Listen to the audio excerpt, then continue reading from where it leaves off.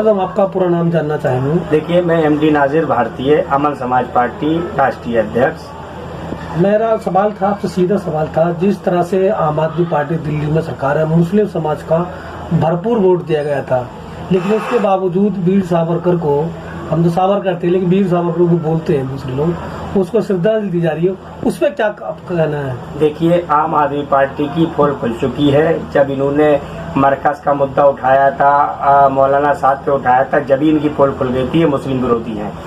देखिए, वीर सावरकर का मतलब ये है, लेना मतलब ये है कि बीजेपी की बी टीम है, और दूसरा ये है कि ये आरएसएस के लोग हैं, आरएसएस की बनाई पार्टी है। इन्हें तो सिर्फ कांग्रेस से मुस्लिम को अलग करना था, उसमें ये कामयाब हो गए। नहीं, आखिर मुस्लिमों ने वोट क्यों दिया कांग्रेस को छोड़ के? भाई, मुसलमानों ने वोट ये दिया था कि एक पार्टी आई है और उसमें एक लोग, उसके जो नुमाइंदे अच्छे हैं, जो कार नहीं लेंगे, मोटर गाड़ी नहीं लेंगे, बंगले नहीं लेंगे, उनकी नीति थी। आज वो हर चीज ले रहे हैं, और आज अपने बच्चों के लिए भी सिक्योरिटी तैनात है उनके पास, हर चीज में। पहले सिक्योरिटी भी नहीं ले रहे थे, वो हर चीज है उनके पास। अब क्या है, मुस्लिमों से वादे नहीं किए थे? हैं? मुस्लिमों से तो वादे बहुत किए थे। इन्होंने कहा था कि हम सरकारी नौकरी देंगे, हम तुम्हें ये करेंगे, मेरी याद आ गया कि कल DSSB ने वैकेंसी निकाली थी, उसमें तमाम भाषाओं की थी, उसमें उर्दू का नाम तो था नहीं, आपने कोई टिप्पणी नहीं आई। देखिए, उर्दू का नाम जब ही होगा ना जब आरएसएस के लोग नहीं होंगे। अगर ये आरएसएस के लोग हैं जब ही तो उर्दू का नाम नहीं लिया इन्होंने। केजरीवाल सबसे बड़ा आरएसएस का है और आरएसएस का नेता है केजरीवाल। हकीकत बात यह है। देखिए, अगर आरएसएस का नेता नहीं होता, सबसे पहले बिना दिल्ली सरकार के, बिना मुख्यमंत्री की इजाजत से DSSB की नौकरियों का जो वैकेंसी है वो निकल गई, उसमें कहीं भी उर्दू के जिक्र नहीं है। क्या है ये? केजरीवाल जी जवाब दे। 695 का 695 वैकेंसी पिछली बार निकली थी, उसका नोटिफिकेशन आज तक नहीं हुआ, उस पर मुस्लिम समाज के नेता नहीं बोले। अब भी 900 वैकेंसी का जो है वो निकाला था पूरा फॉर्मेट, उसमें मुस्लिम समाज ने, तो केजरीवाल की गलती कैसे बता रहे हैं? देखो, मुस्लिम समाज के नेताओं की बात कर रहे हो। देखो, जब तक चमचागिरी करोगे, जब तक अपनी कौम को हक नहीं दिलाओगे। देखिए, आज तुम इस दुनिया में हो, जाने कितने लोग बेगुनाह, जाने कितने लोग इस बीमारी महामारी में चले गए। अरे कुछ तो मुस्लिम नेताओं, आम आदमी पार्टी के नेताओं, कुछ तो सच बोल लो। आप भी तो पार्टी चला, आपकी नहीं शोर मचाते आपने? भाई, हम भी बचाते हैं। अभी जरा लॉकडाउन चल रहा है, लॉकडाउन में ये है कि जिसकी सत्ता नहीं है उसके खिलाफ गवर्नमेंट खड़ी हो जाती है, उसके खिलाफ प्रशासन खड़ा हो जाता है कि तुम लॉकडाउन का क्या नाम उल्लंघन कर रहे हो, इसलिए हम लॉकडाउन खत्म हो जाए। तो AIMIM के दिल्ली प्रदेश के सदर साहब ने भी कल चिट्ठी लिखी थी मिनिस्टर साहब को, आपकी तरफ से क्या कार्रवाई? देखिए, मैंने भी चिट्ठी लिखी है और मैं चिट्ठी कापी अभी मैं आपको क्या नाम है उपलब्ध करा दूंगा और नेट पे भी डाल दूंगा। मैंने चिट्ठी में क्या नाम है मुख्यमंत्री को भी लिखी है, गृह मंत्रालय को भी लिखी है, शिक्षा बोर्ड को भी लिखी है, और मैंने क्या नाम है सिसोदिया जी को भी लिखी है।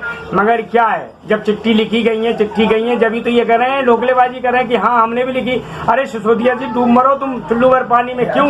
वो तो कह रहे कि हमने चिट्ठी नहीं, हम कह रहे हैं सिसोदिया जी, डूब मरो तुम चुल्लू भर पानी में। झूठ बोलते शर्म नहीं आती? तुम शिक्षा मंत्री हो दिल्ली में, तुम्हारे बिना मीटिंग के बिना इजाजत के कोई बिल पास हो जाएगा, कोई वैकेंसी पास हो जाएगी? क्यों जनता से झूठ बोलते हो मुस्लिमों से? हैं मुस्लिम अब की तुम्हें जवाब देंगे। अभी इलेक्शन आने वाला है 2022 में, MCD का तुम्हें ऐसा जवाब देंगे, तुम्हें याद करोगे तुम। अच्छा, कोरोना महामारी को याद आ गया। कोरोना महामारी के बीच में दिल्ली सरकार ने कहा हम जिनके राशन कार्ड नहीं है उनको भी राशन देंगे, कूपन दिए गए, बाद में निरस्त कर दिए गए। अब कह रहे आधार कार्ड से, क्या है पूरी प्रक्रिया? देखिए, प्रक्रिया दिल्ली सरकार फेल है, कुछ नहीं है। इन्हें सिर्फ अभी केजरीवाल को अपना फोटो लगाना हो, अपनी क्या नाम है चेहरा दिखाना हो, तो सबसे नंबर 1 दिखाई देंगे। देखिए, पिछले बार जो पवार के जो पास थे, उन्हीं को दोबारा क्या नाम है कर देना चाहिए कि वो पास के 7 लाख 5 से 7 लाख लोगों को राशन दिला। अरे मैं कह रहा हूँ 70 लाख वो जब भी देना पड़ेगा महामारी में। ये तो महामारी है, कोई क्या नाम वो थोड़ी है किसी की। 4 किलो गेहूं, 1 किलो चावल, 7 लाख लोग। हाँ, बिल्कुल सही कहा। 4 किलो गेहूं, 1 किलो चावल। आम आदमी पार्टी इतनी ही जिम्मेदार पार्टी है ना, तो उस पार्टी को जितने भी उसके नेता हैं जो जीते हुए हैं, सबको 1 महीने का क्या नाम है अपनी सैलरी दान करके, और ये जब तक लो 2 महीने की लो ऐसी करो कि 2 महीने तक हम सैलरी नहीं लेंगे, 4 किलो गेहूं 1 किलो चावल में पूरा करेंगे। तो काम केंद्र सरकार भी कर रही है, तो केंद्र सरकार को भी यही हम लागू होता है नियम, वो भी यही करे।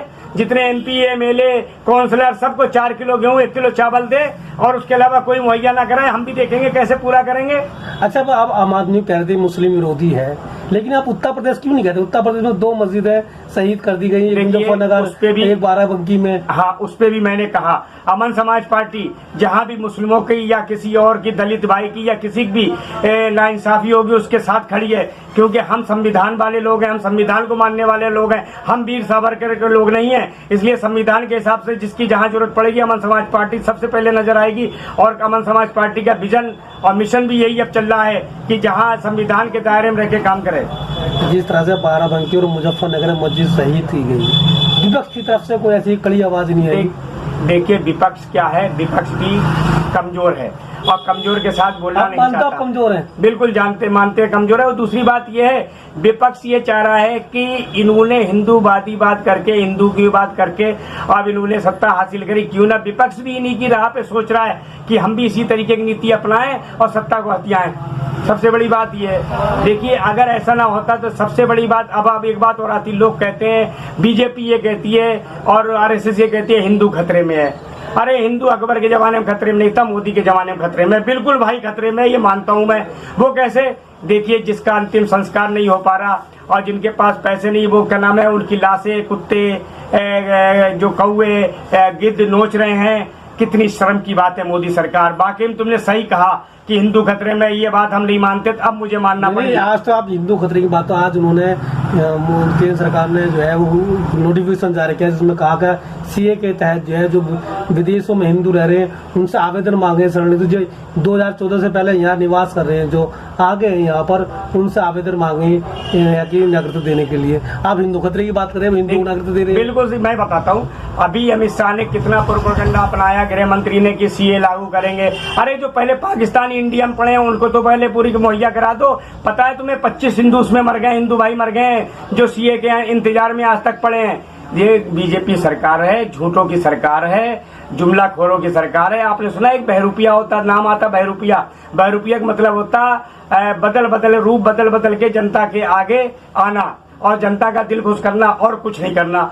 ऐसे ही मोदी जी हैं, जब घड़ियालियों आंसू होते हैं, या आपने देखो मगरमच्छ जब पानी में बैठता है, कोई शिकार उसे करना होता है, बिल्कुल चुप आंसू गिरा के, उसके आंसू यहाँ तक होते हैं और खूब गिरते हैं, जैसे शिकार होता है उसे दबोच लेता है। भाई मोदी जी की तुलना मैं इसी से करता हूँ। मगरमच्छ के आंसू बहाना बंद करो, देश के लिए काम करना शुरू करो। केजरीवाल भी उसी के उससे मानते हैं आप हैं? अभी आप केजरीवाल के लिए कहते, मोदी के लिए कह रहे हैं। भाई केजरीवाल मोदी आरएसएस के नुमाइंदे हैं, इन्हें तो एक सबक मिली है, एक मिशन चल रहा है कि मुसलमान विरोधी मिशन चलाओ और क्या नाम है, मुसलमानों को देश से भगाओ। मगर ये गलतफहमी में भूल गए हैं कि मुसलमान भी इसी जमी की मिट्टी का है, इसी जमी की मिट्टी मरेगा, इसी में जिएगा और देश के लिए जान भी दे देगा। आपने कोरोना काल में देखा, जहां जिस समाज ने नकार दिया, लोगों ने अर्थीएं उठाने से मना कर दिया, वहां मुस्लिम समाज सबसे पहले आगे आया है कि हमारे दीन में, हदीस में और हमारे हुजूर सल्लल्लाहु अलैहि वसल्लम ने यही फरमाया है कि जो परेशान है, गरीब है, और क्या नाम यतीम है, सबसे पहले उसका ध्यान रखो। अगर उसका ध्यान रखोगे, उसके लिए कोई काम करोगे, जब तुम्हारे काम पूरे होंगे। अगर उसका कोई काम नहीं किया तो तुम्हारा कोई काम पूरा नहीं होगा, फिर तुम असली मोमिन नहीं हो, मुसलमान नहीं हो। इसलिए क्या नाम है, ऐसा है, मैं यही कहना चाहता हूँ मोदी सरकार से, आपके द्वारा संदेश देना चाहता हूँ और दिल्ली सरकार से। देखिए जो दिल्ली में वैकेंसी निकली है, कम से कम दिल्ली की परसेंटेज के हिसाब से उसमें उर्दू को लागू किया जाए, उन्हें उर्दू टीचरों को नौकरी दी जाए। और क्या नाम है, जो भी देश का बर्ताव व्यवहार है, अपनी ये लोग सोच बदलें, सेकुलर सोच रखें और लोगों ये हिंदू मुस्लिम का नारा दें, एक साथ भाईचारा बनाएं, कायम रखें। यही अमन समाज पार्टी की सोच है और यही अमन समाज पार्टी की नीति है कि हिंदू मुस्लिम सिख ईसाई सब आपस में प्यार से भाईचारे के साथ रहें। और हमारा यही मिशन रहेगा कि हिंदू मुस्लिम में दरार जो डाल रही है बीजेपी, इसको हम किस तरीके से दरार को पूरा करें, खत्म करें। जय हिंद, जय भारत, जय भीम।